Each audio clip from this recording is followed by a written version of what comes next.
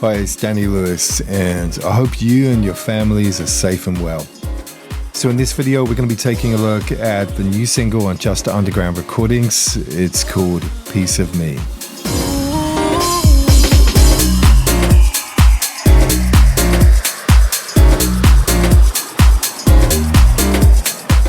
So this has got a real positive, optimistic kind of vibe to it. Going to take a look at all the different aspects of the production, from the drum programming to the instrument choices, also up to my new approach at DIY mastering. Okay, so we'll take a look fairly soon. Here's a vocal.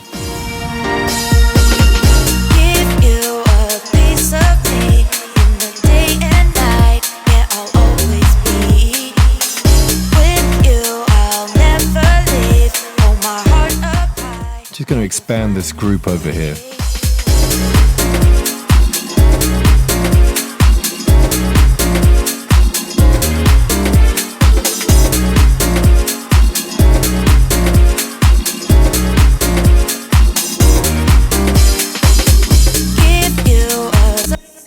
So it's probably a good point to stop and start backtracking on some of this. I've exposed some of the MIDI data. You can see that all here.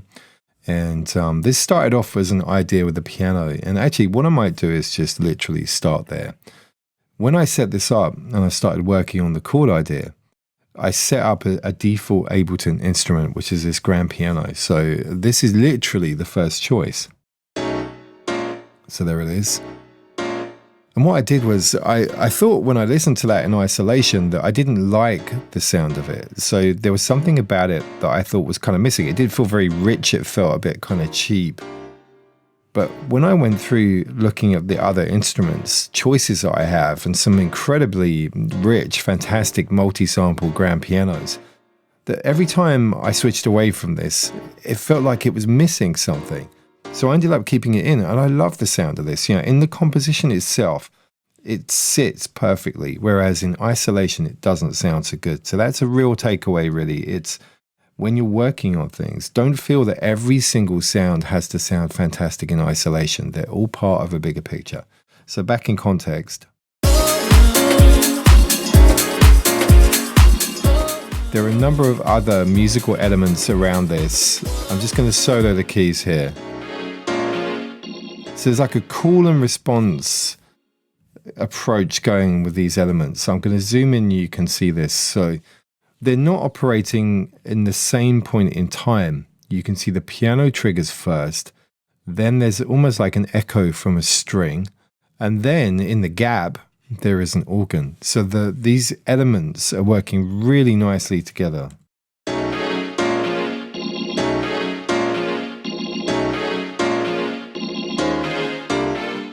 So when I talk about call and response, it's a technique that's used a lot in music, writing, composition. It's where, in essence, something says something and then there's a return, an echo back in some respect. So that's very much what's going on here. So the piano I've already showed you here, this is Ableton Live stock instrument grand piano. Then this is a string, and this is coming from the Korg Triton. And interestingly, I checked the installer and noticed that this updated version was available on my account. So this is something that I bought the original Triton and I bought in the original bundle. So it seems that this is part of that, which is fantastic. So I kind of got an instant upgrade. This is a string patch that's called Classical Music. And what I've done is I've turned on this valve simulation. So there's a real kind of extra dimension to the sound. It feels richer. And I'll play this in isolation. Just a note to say that there's a delay between the visual and the sound because I've had to go to an increased buffer size. And this is because it's a fully mixed down track. It's got the mastering processes, all of the instrument and effects plugins are on there. So I've taken the buffer size up so we don't get audio glitches. And also bear in mind the fact that at the same time that I'm recording the audio on the voice, recording the screen as well. So there's a lot of demands being placed on the hardware. Let's bring that organ in. Korg Triton again. And this is a preset called Gospel 2JS Pipe KN. What a friendly name. But it sounds fantastic. That's really, really good. So next up, we can see here in the audio, we've got the bass line. Let's focus on that. So interestingly, we're starting off with the musical elements and we're moving on to the beats and stuff fairly soon. So here we go. Now this is coming from Native Instruments Reactor. I'm going to bring this up off my other screen. Where's it gone? I just clicked on the wrong thing. Be back in a second. This is Razor.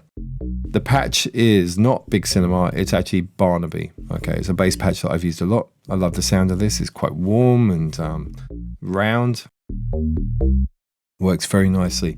And one thing that I think really works well here with the whole kind of structure and arrangement is that you get this sense of really increased energy when the bass comes in. There's this transition. You've got the piano, string, and organ that we've just been hearing there. So the bass line comes in after this kind of introduction. All right, so the musical elements here bring the bass line to the foreground. So they jump back, they take a step back. You can see that. So they're very present here. Then they're saying, right, I'm going to step back and I'm going to allow the bass line to kind of like have its place. So let's just go back onto that section.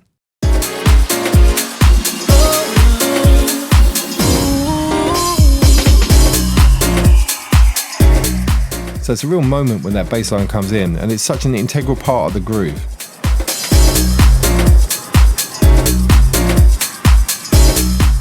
And because we haven't got lots of musical elements, I think I'm going to start focusing in on some of those drum parts, because that was a section where there was a fill. You know, we stopped, we cut out the beats and created a fill to really add drama to when the bass came back.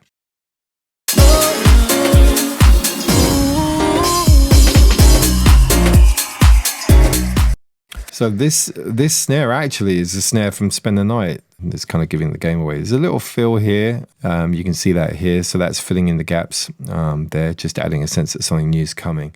There's a collection of shakers here. These are shaker loops. There is another snare here. There's a real combination of elements.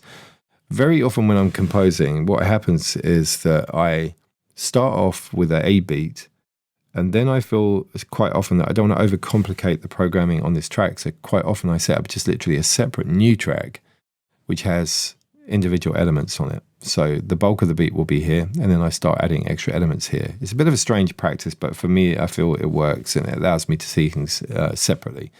In some respects, I could possibly prefer to have each individual drum sound on its own track visually. You know, there's something about everything all being bunched up in here that sometimes I feel a bit uncomfortable. So actually having these out on separate tracks can sometimes be beneficial. So anyway, that's there on a separate track. The shakers are here. The beats, let me just show you here. These are coming from a drum rack. All of these individual sounds here. A lot of these are coming from Wave Alchemy. You can see that in the file name.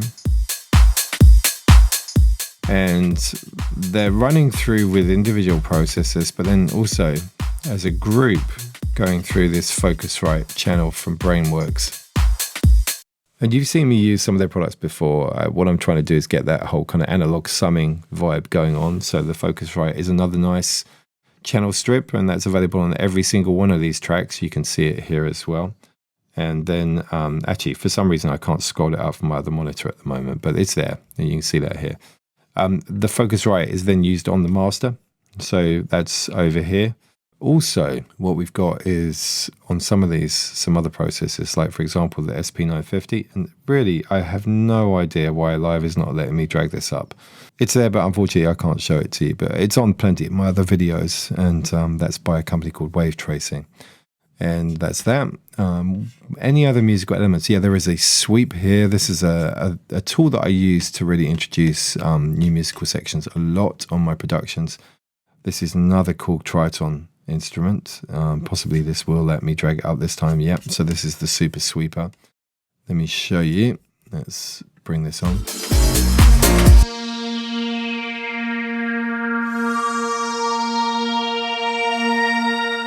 Slightly ahead of the beat because the sound itself has a slow attack, and that works to really highlight certain things that are going on at certain points in the song.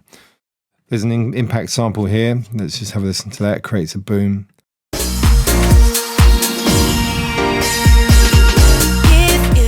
So onto this vocal. This is from a Slate digital sample pack that I had, and when I was subscribing to the service, these were made available to subscribers. I've since not subscribed, but I've actually purchased a lot of their plugins anyway, so that works really well for me. So the vocals are here, and these are running through some processing. I'm going to show you some of this. I'm using the IK Multimedia Mixbox, and this is going through an EQ, some compression, more EQ, de-essing, and then a very small touch of plate reverb. Then I've got the Arturia Eternity delay, which is, I think I've mentioned this before, I think it's my favorite delay at the moment. Really enjoy this. This is using a preset called Envelope Follower Ducking. It's been customized very slightly, but what it does is that the delay occurs in the gaps. So that adds a real sense of space, which is great for club music. I'll show you what that sounds like before and after. Let me just bring this over. Here we go. In fact, let me do it before and after over each of these stages. I'll keep the focus right on here. That's not doing anything really, just summing. So Mixbox off and delay off. Give you a piece of me. So now let's put on the Mixbox. Give you a piece of me in the day and night. Much more forward and present, thanks to the processing there. Now with the delay. So remember, this is going to occur between the words. Give you a piece of me in the day and night. Yeah, I'll always be with you. I'll never. One of the disadvantages of putting delays on vocals often is they take away the clarity, the focus of the actual words being sung. Certainly if you're using those delays as insert effects. So by using the ducking, what it does is it creates still a sense of a big delay, a present delay, but what it does is that it allows you to hear the words in the phrases, so the syllables, all of the pronunciation is really clear, and I think that works great. And then I've also got this reverb on, so let's hear all of these together. Give you a piece of me in the day. And it's quite common in club music to really have quite an affected vocal, in pop music, generally, I think it's going to be a cleaner, kind of drier vocal. But club music, you do tend to splash things around. And we've also got a crowd looping noise in the background, which, as you can see here, is ducked by the kick drum. So that's reduced in volume every time the kick drum hits. With you, I'll never leave. Hold my heart up high. Yeah, you'll find me free. And I talked about call and response before. I'm just going to take all of these down. And what you've got is, if I expose these elements, so the organ and the string and that vocal. When the vocal stops, let me just tuck this down here so we can see more clearly. When the vocal's playing, those elements are not there, the string and the organ. When the vocal stops, they come back. So in essence, we have call and response between the vocal and some of the instrumentation. So that's what's going on there. Then we get, there's a new musical element over here, which is the wine pad that I've built. There's a separate video for that. So when I say wine pad, that's an emulation of something from the original Korg M1, and it's really just a sine wave. You can see here that I've used Ableton Live's operator, then some EQ, some delay, and that works really nicely. Okay, there's a high string, and these are just sustained notes coming from Korg Triton again. Here we go, classical music. It's a really nice string patch, actually. I like that one. Then there's also another vocal. This is the male vocal here.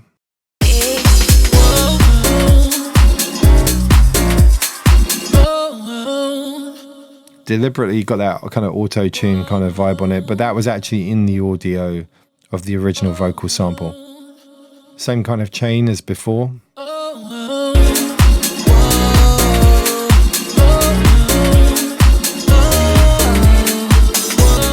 And now we're coming up to, actually, it's almost like a middle eights.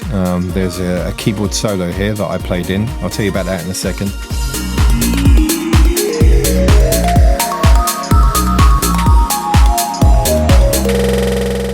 Oh, what's happening here? That was an audio glitch loading the instrument, not a remix. So this is Arturia from their V Collection DX7 copy. Love the sound of this thing. So let me tell you about this. Had How did I play that in? I'm not I'm not the most amazing keyboard player when it comes to solos.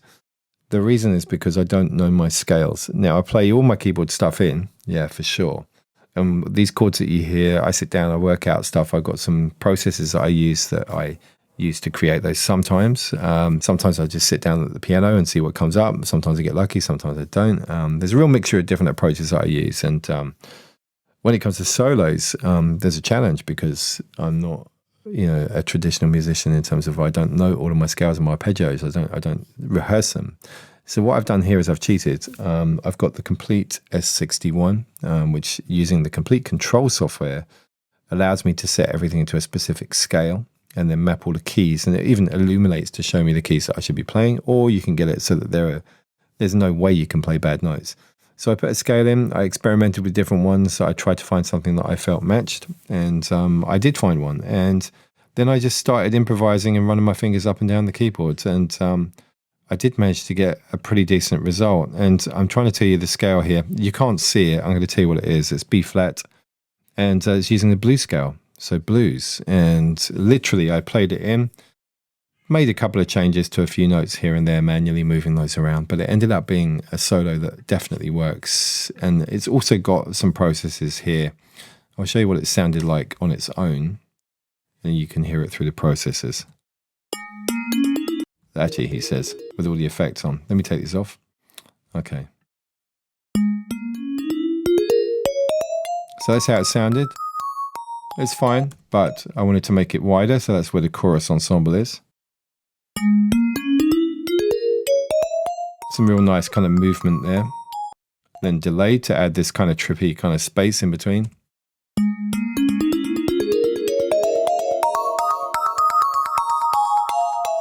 And then EQ just to really help it sit in the mix. So apart from that, there's not really much else in terms of the elements to show you. There are some sound effects here to create transitional effects. And that's from Wave Alchemy again. Yeah, so these are Wave Alchemy sound effects. That's all they are. But they helped with structural moments in the track. So that's pretty much it. I'm going to get it playing again. And what I'm going to do is we'll take a look at the master. Hold my heart up high, yeah, you find me free.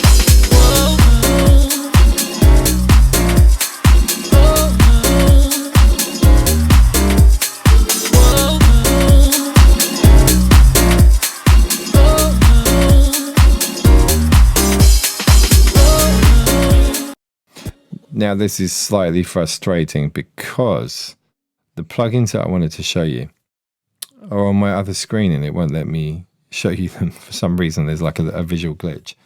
I'm going to see if I can find a way to bring these back. They're tucked at such a point that I can't actually drag them up onto the screen. It's really frustrating. So I'm just going to have to tell you about these, right? So the NIF audio or CNIF, I have no idea. I'm using the Soma, which is a brand new EQ from Plugin Alliance. And what I'm doing with this is I'm making my bass mono up to 102 Hertz. I'm then using the stereo width, 127%. And I found it's a bit of a magic thing, actually. It adds this kind of really interesting space. In terms of the EQ, what I'm doing is I'm doing a high pass filter at 25 Hertz. And then also what I've got is a slight increase at 120 Hertz. So I've got a very small amount. It's about 0.5 dB. This particular EQ is a really smooth, fantastic mastering plugin. So that's that. Then also what I'm doing is I'm using Ozone. And one of the things about mastering is that when I set up the record label Just Underground Recordings, I used Stuart Kettridge of SE Studios. I love the sound that he used to put into my tracks. So I've always missed that. So what I did here was I used the Master Assistant on Ozone to essentially learn, in essence, I think, a rip-off of his mastering style. So sorry, Stuart. I mean, if you're still working, I'll be using you. But, what this is actually, literally, the best I could do to try to emulate his sound with the assistance of the Ozone plugin. So, it's a great piece of software. It's very very useful. So that's there. And then also I'm just checking levels here on this Brainworks BX meter because I'm a Plugin Alliance subscriber, and this is one of the tools you get, and it's really great to just take a look at the overall level. So it's peaking at -1. And then, just really taking a look at, the dynamic range and so on. So really just trying to make sure that I'm not squashing it too much overall. So that's my final kind of guide. And then I export. And, I always do an extended version, which goes to track source. And then the radio edit goes everywhere else. All right. So if you want to get this, it's an exclusive on track source for DJs. And it's getting great reactions, had fantastic responses from DJs who've received the promo. And it's out, available on pre-order now. It's available for sale Friday the 4th. And getting lovely reactions. So thanks to everybody. And if you have any comments or questions about this, please put them down below. I don't have a lot of time these days, but if I can, I'll respond to you. All right. But in the meantime, please stay safe. Everybody, hope everyone and their families is doing good. Okay. Take care.